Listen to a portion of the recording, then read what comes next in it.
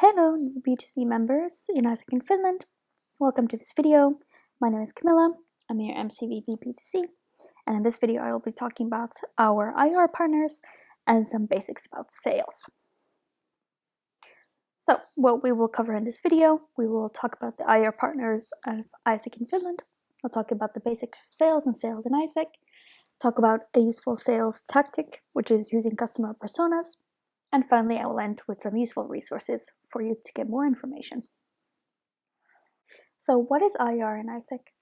IR in ISEC refers to international relations, and this is the way that we work together with different ISEC entities. For example, ISEC is present in over 120 countries and territories, and there are literally thousands of projects that EPs can choose from. In order to help our EPs make a choice, and help us keep better communication with the different entities, we choose to keep a closer relationship with just a few entities.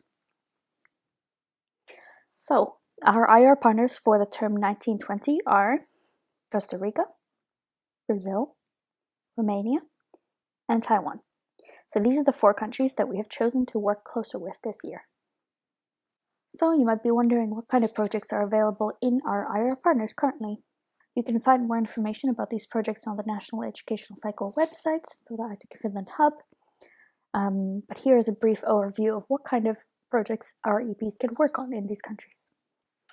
First of all, there's lots of projects related to quality education. You can find projects related to education in all of the partner countries, so Costa Rica, Brazil, Romania, and Taiwan.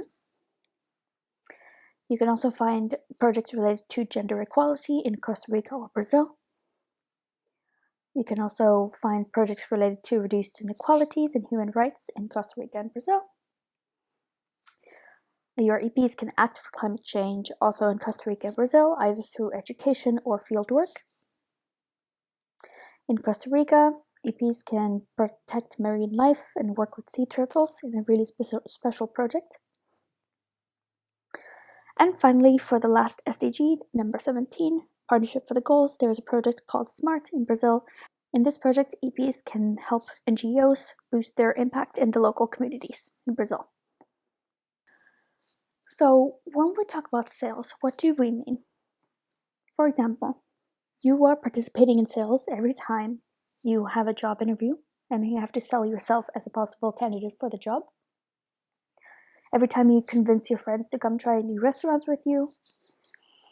Every time you ask your parents to give you money, etc., etc. So sales is not something that only salespeople do, but it's something that everyone engages in at some point in their life.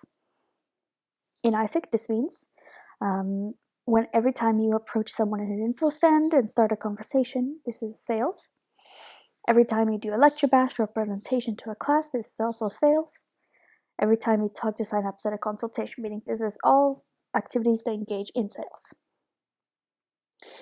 And obviously, the best way to develop your sales skill is to practice a lot. So it's to do a lot of these activities, get more comfortable talking to strangers, presenting, pitching, etc. So the best way to develop your sales skills is to actually do it. So I wanted to mention a useful tool in sales, which is customer persona.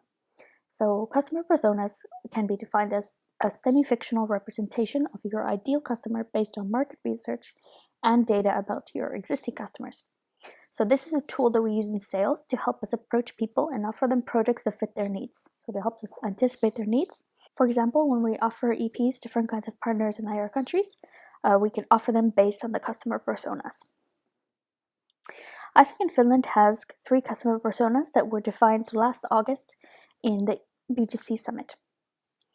These customer personas are the high schooler, the experienced taker, and the explorer. So these are 3 customer segments that we divide our customers into. The first one is very self-explanatory. So this is high schoolers or recent graduates, usually 18 to 20 years old. These kinds of customers usually want to explore a new culture in a safe way.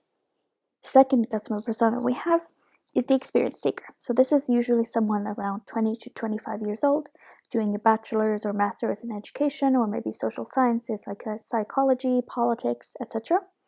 And this kind of customer really wants to gain international experience for their CV. So they have a slightly different need than the high schooler. And finally, we have this group of EPs who do not fit into any of the previous customer personas, and this is the explorer. This is someone who is usually doing a master's in business or engineering, maybe even natural sciences, something not directly related to people. They are 24 to 28 years old, and they really want to explore authentic culture. So they also want to explore culture, but in a more authentic way. They might be more traveled, for example, than the high schooler. Finally, here are some useful resources if you want to get more information about our IR partners and their projects, or about the customer personas. I'm also really happy to answer any questions you have, so please reach out if you do. I'm Camilla B on Slack, so let me know. Thank you for watching this video.